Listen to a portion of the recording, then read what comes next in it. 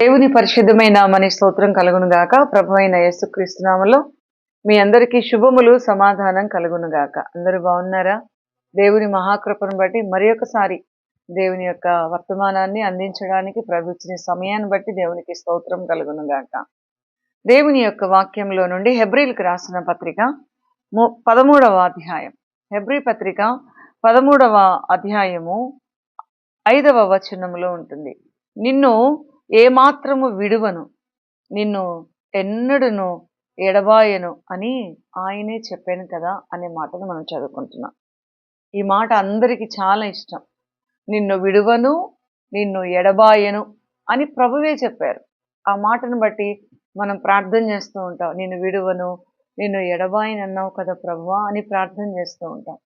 కానీ ఈ వచనంలో కొన్నిసార్లు తన ప్రజలను ఎడబాసెను అనే మాట కూడా మనం చూస్తాం. ఆయన ఎడబాసెను. కీర్తనలో ఏమని ఉంటుందంటే దేవుడు తన ప్రజలను ఎడబాయివాడు కాదు అని ఉంటుంది.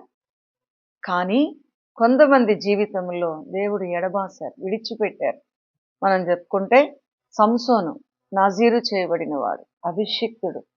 తను పాపములో పట్టుబడినప్పుడు, పాపములో చిక్కుబడిపోయినప్పుడు, పాపములో బందీ అయిపోయినప్పుడు దేవుడు ఆయనని ఎడబాసెను. న్యాయాధిపతుల్లో చూస్తాం. యెహోవా అతనిని ఎడబాసిన విషయం కూడా ఆయనకి తెలియలేదు. ఎడబాసారు, దేవుడు విడిచిపెట్టారు, శత్రువుకు అప్పగించి వేశారు. ఇజ్రాయేల్ జీవితంలో కూడా న్యాయాధిపతుల్లో కానీ ఇర్మియా గ్రంథం వీటిలో ఎప్పుడైతే దేవుని ప్రజలు తిరుగుబాటు చేశారో వారిని చెరకప్పగించారు.